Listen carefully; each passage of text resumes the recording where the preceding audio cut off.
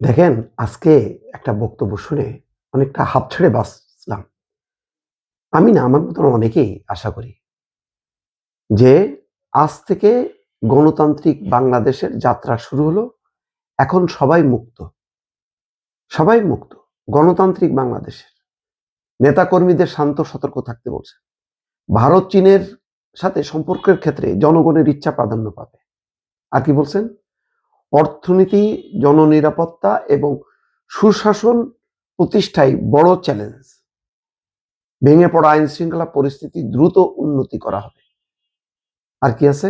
Commitment. দেখেন, প্রতিটি নাগরিকের ক্ষেত্রে আইন সমানভাবে প্রয়োগ করা হবে।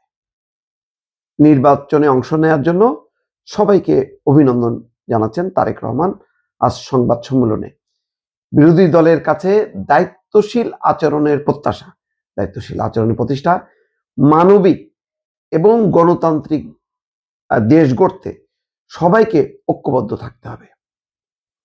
কথাগুলো এত ভালো লেগেছে। দেখেন, এটাই গণতান্ত্রিক এবং মানবিক এবং গণতান্ত্রিক বাংলাদেশ করতে আমরা তো এটাই চেয়েছিলাম, যাতে কোনো বিভাজন তৈরি না করা হয় ধর্মের ভিত্তিতে, কোনো স্লোগানের ভিত্তিতে, হিংসা বিদ্বেষ, একে জ্বালাও ওকে পোড়াও, ওখানে আগুন দাও, ওই আধিপত্যবাদের নাম দিয়ে, ইনক্লাবের নাম দিয়ে, ইনসাফের নাম দিয়ে, এই যে ধর্মীয় শব্দগুলো দিয়ে মনে হচ্ছে যেন বাংলাদেশে 5ই আগস্টের পট পরিবর্তন গণতন্ত্রের জন্য না, একটা ইসলামিক বাংলাদেশ গড়ে তোলার জন্য।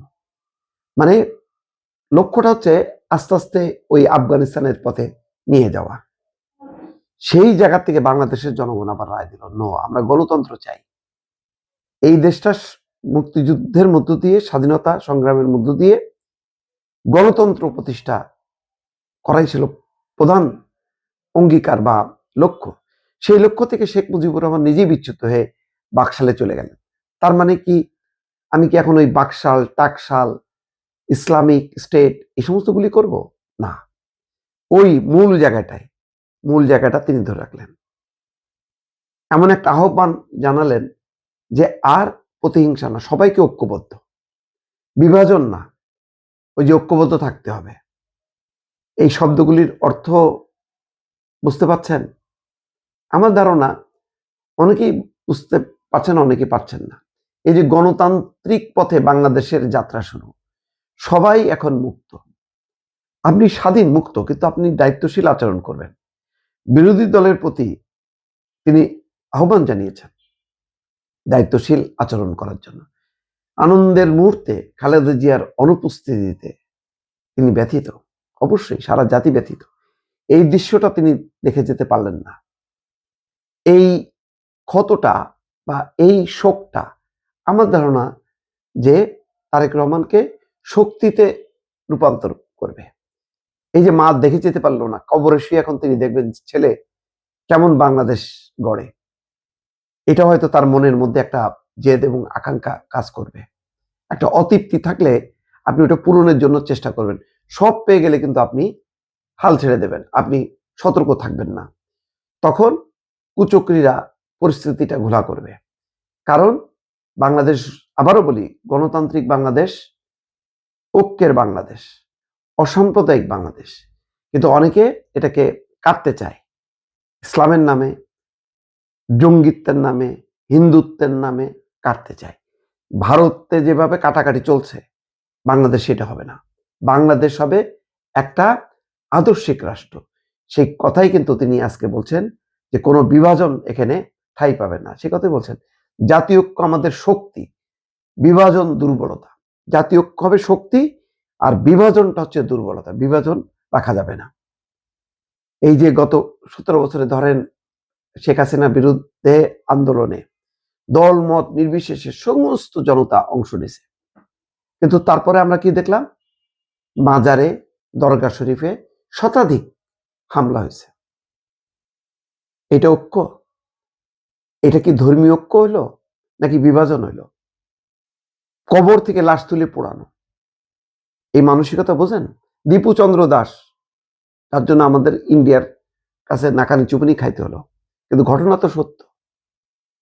তার লাশ পোড়ানো হলো, আরো বহু মানুষকে এভাবে হত্যা করা হলো। গত 17 মাসে যে কর্মকাণ্ডগুলি চলল, আইন শৃঙ্খলা বাহিনীর সামনে দিয়ে 32 নম্বর জ্বালানো হচ্ছে, আবারও জ্বালানোর পর জ্বালানো, একের পর এক।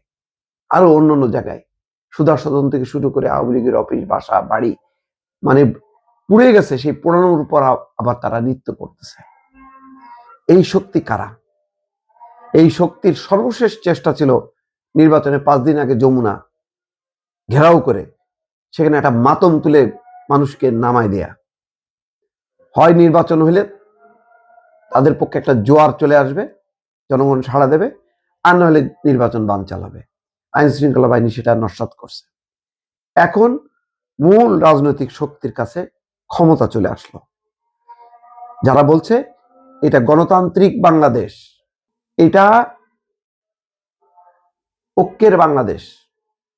এটা মাথায় নিয়ে সবাই যদি, জনগণ যদি এখন রেসপন্স করে, আমার ধারণা যে এই যে ভেঙে পড়া আইন শৃঙ্খলা পরিস্থিতি, যেটা উন্নতি হবে, এইটা আইন শৃঙ্খলা বাহিনী তো একটা শক্তি পাবেই, সেই সাথে মানুষের পার্টিসিপেশন হইতে হবে। একটা মবও যাতে আর বেরোতে না পারে, আর ওই মাতম যাতে না করতে পারে। বলছে না শেখ হাসিনার মতন তারেক রহমানকে লাথি দিয়ে দিল্লিতে পাঠিয়ে দেবে। এই বার বাড়ছে না?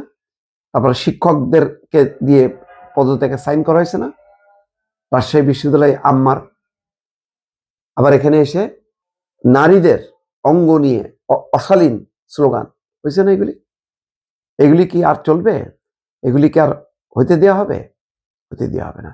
যদি চলে তাহলে বুঝবো যে পুরো নির্বাচন, পুরো গণতন্ত্র শেষ।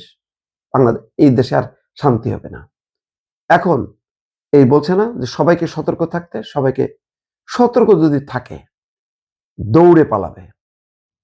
একটা বিশৃঙ্খলার সুযোগে কয়েকটা ইউনিভার্সিটিতে নির্বাচন হয়েছে, ওই মানে কি বলবো, উগ্রপন্থীরা নির্বাচন করছে। এখন ইতিমধ্যে তাদের মুখোশ খুলে গেছে, দেখছে যে তারা আসলে দলীয় রাজনীতি করতে আসছে, তারা ছাত্রদের কল্যাণে রাজনীতি করতে আসে নাই। এটারও ফয়সালা হবে। মানুষ এখন সচেতন, তারা ধর্মের বড়ি খায় নাই। ধর্মের বড়ি যে খায় নাই, এতে এই প্রথম শুরু হয়ে গেল নির্বাচনের মধ্য দিয়ে। আমার ধারণা যে আর বাংলাদেশের মাটিতে ফ্যাসিবাদ, গণতান্ত্রিক ফ্যাসিবাদের নামে আওয়ামী লীগ আর ধর্মীয় ফ্যাসিবাদের নামে জামাতের রাজনীতি চলবে না।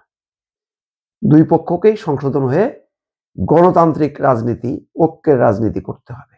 একে ওকে শত্রু বানানো যাবে না। আর গণমাধ্যমগুলোতে সর্বশেষে যারা আগুন দিছে, গণমাধ্যম কর্মী হিসেবে দাবি থাকবে এই কারা পোড়ালো, জ্বালাইলো, তাদেরকে চিহ্নিত করা, শাস্তি দেয়া, আর গণমাধ্যমকে ফ্রি করে দিতে হবে। সকল মত পথ যাতে সেখানে প্রকাশ পায়। গণমাধ্যম কর্মী, নিরীহ মানুষ যারা কারাগারে আছে, তাদেরকে মুক্তি দিতে হবে। এখানে বলা হয়েছে না এখন থেকে মুক্ত, তার বাস্তব অবস্থাটা মানুষ দেখতে চায়।